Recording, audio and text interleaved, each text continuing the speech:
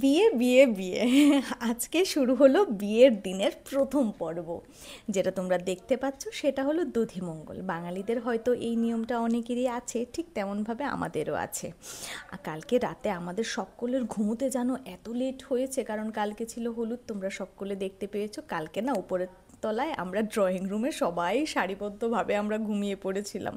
তো যাই হোক, এই দধিমঙ্গলের নিয়মটা কার কার আছে নিচে কমেন্ট সেকশানে কিন্তু আমাকে জানাতে একদম ভুলো না।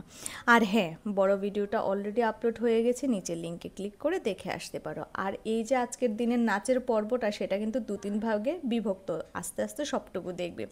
নিজের এতটা ব্যস্ততার মাঝে দেখতে ভুলেই গেছি যে আজ রাতে যেটা বিয়েতে পরবো আমি, সেটার ব্লাউজটা, সেটার সঙ্গে কী কী থাকবে, সব কিছু ঠিক আছে কি না। আসলে নিজের ভাইয়ের বিয়ে বলে কথা, ব্যস্ততা না থাকলে আর হয়? এটাই তো বিয়ের মজা, ব্যস্ততা, একটু নাচ গান খাওয়া দাওয়া, এটাই হলো আসল মজা। আর এইখানে বরের উচ্চতা অনুযায়ী যেই অনেকে তাগা বলে, অনেকে ধাগা বলে যেটা নেওয়া হয়, সেটাই আমি করছি। আসলে আমি তো কখনো এসব করিনি, সবই মা, দুই মা মিলে আমাকে দেখিয়ে দিচ্ছে। আর ওখানে যেটা দেখলে বাবা ওখানে বৃদ্ধির কাজে বসে গেছেন, আর এই দিকে যা যা বাকি নিয়ম থাকে সেগুলো আমরা করে নিচ্ছি।